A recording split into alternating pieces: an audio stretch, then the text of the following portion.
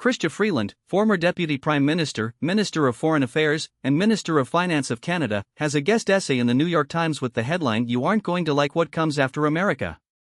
She opens with a cultural reference, blaming Canada used to be such a fantastical idea that it was a joke.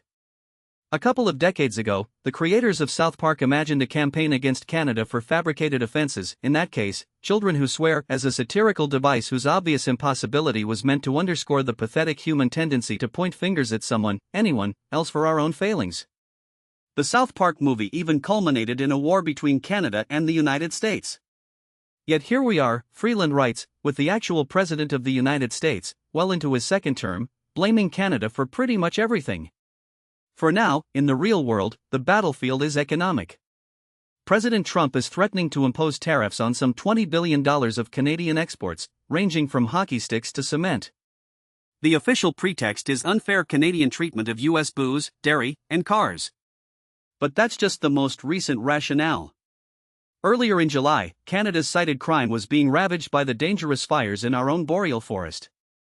Before that, Canada was considered a national security threat, and therefore subject to tariffs on our steel, aluminum, car parts, and cars. What makes this new attack on Canada truly absurd, Freeland argues, is that it runs counter to the United States' own economic interests.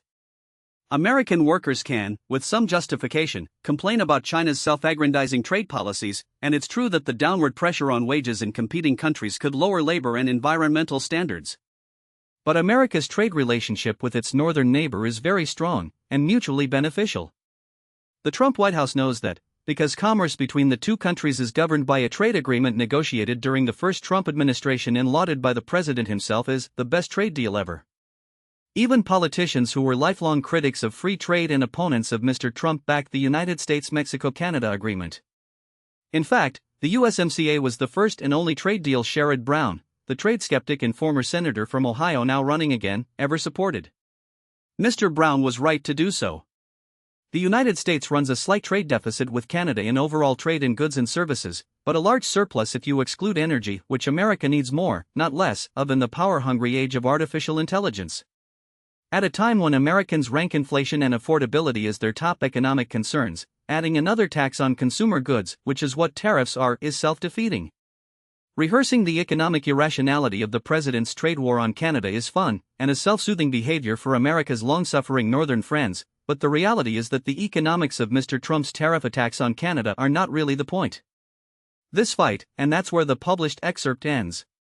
That's the perspective from Chrystia Freeland in the New York Times.